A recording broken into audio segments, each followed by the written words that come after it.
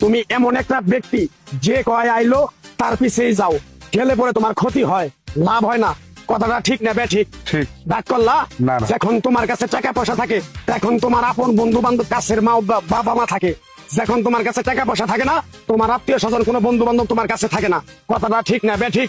ঠিক। রাগ করলা? না, না। এই কথাগুলো আগে পিছনে কোনদিন বলছিলা? না। তুমি মানুষের পিছনে যায় হাজার হাজার টাকা পয়সা নষ্ট করো, তোমার পিছনে এসে কেউ 10টা টাকা ক্ষতি করে না। কথাটা ঠিক না ঠিক? ঠিক। আরেকবার কও বিসমিল্লাহ, বিসমিল্লাহ। আরেকবার কও সুবহানাল্লাহ। সুবহানাল্লাহ। বিশ্বাসে বস্তু মিলে তর্কে বহুদূর। তোমার যে কথাগুলো বলছি সত্য বলছি না মিথ্যা বলছি? সত্য। তুমি এমন একটা ব্যক্তি মানুষের দুঃখ কষ্ট দেখতে পারো না, তার পাশে যাই দাঁড়াও, তারা এসে তোমার পিছন থেকে ক্ষতি করার জন্য ঘুরে। কথাটা ঠিক না ঠিক? ঠিক। রাগ করলা? না। কিছুদিন আগে একটা বিপদে পড়ছিলা, অনেক বন্ধু বান্ধবের কাছে 10, 20, 50 হাজার টাকা হাওলা চাইছো, তারা তো ফোন করেই নেই, তোমার সাথে এখন যোগাযোগ বন্ধ করে দিছে। কথাটা ঠিক না ঠিক? ঠিক, ঠিক। রাগ করলা? না, না। এই তাবিজ গাছ গাছরা দিয়া কারো কাছে টাকা পয়সা নিয়ে খাই না, তোর কাছ থেকে সামান্য কিছু টাকা নিয়ে আমি একসঙ্গে হোটেলে খামু, দিতে পারবি? পারবো। পারবি? পারবো। হাইট লাগবো না, তোর মনটা খুবই বড়। কেউ 50 টাকা চাইলে তোর 5,000 টাকা দিয়ে দেস। কথাটা কি করছি বুঝতে পারছ?